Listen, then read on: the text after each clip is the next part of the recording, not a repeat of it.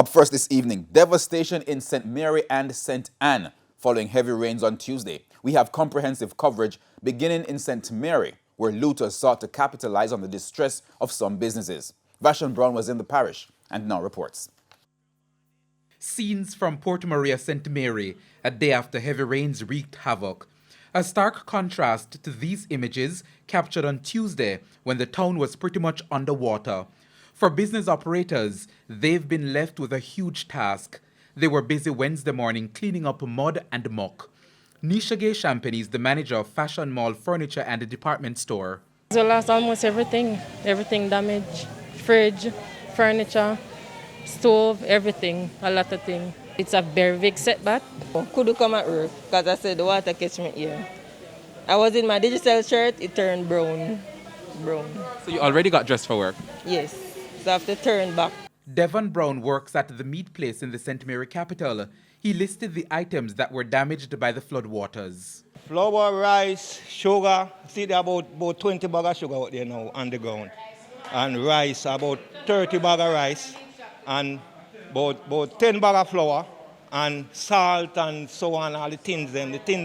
All the shell fall down with these things them and what's never under the mud have to sweeten them outside and so on. Chicken parts, beef, mutton, chicken, oxtail and such delight. Meat, fish. All one whole fridge meat, one whole fridge of fish there, so we have to dump them and dash them away. Avril Cooper-Wint owns the meat shop.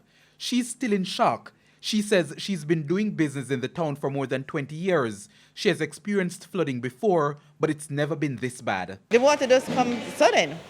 The rain was falling about at 7 o'clock, and then all of a sudden the water does start take the building over. They take the whole entire shop.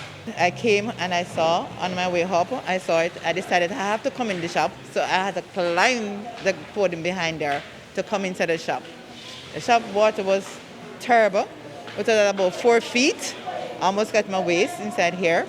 Then I realized the water was rising, so I had to come out and go back onto the podium out there. The employees also told us that the meat shop was looted. Now, like business operators, residents here in Port Maria St. Mary are also carrying out cleaning up activities. Now, at this particular house, the water came to this level. I spoke to the people living here, and they say they've lost everything. I didn't hear it over the radio to say we're going to have a flood or flash or anything, nothing like that. While I was talking to my son, the water come to the gate. I said, look here, the water is at the gate. Then he says, behind the car. I put the car outside. Behind the car. I said, Dennis, it's inside here. So. And by the I have books, I love books. Everything I try to pack up. By the time I pack up, then tumble over. So it's terrible, man, terrible. My grandbaby cry all, when they see the water rise, they cry all time. Until we get help to pull him out of the house, the fireman. I nearly joined by the primary school. Is the fireman help me? The first thing he asked me if I can swim, and I said no. And he gave me the life jacket and the card to hold on, and I carried me upstairs. We also visited the Port Maria Primary School Wednesday morning. The picture of devastation was clear outside the classroom and inside. School administrators say they're unable to tell us when the institution will reopen. In the Port Maria housing scheme in particular, residents are refuting claims that a drainage problem caused the flooding. It's not the drain, the river. The river, I smell the river from it rise up. And I call my daughter and said to my daughter, pack up the things because the river is coming. When I look behind, I was by the school gate. I saw the water coming from the river. That river that she's speaking about is the Outram River, which flows through the center of the St. Mary capital. It's not the first time that residents have argued that the river is the reason for the misery. Vashon Brown, TVJ News. And still in St. Mary, the Ministry of Social Security is to provide relief supplies to residents in a number of flooded communities, including Warner Street and the Port Maria Housing Scheme. Parish Manager Charmaine White McFarlane says 3 teams from the ministry have been assessing the damage.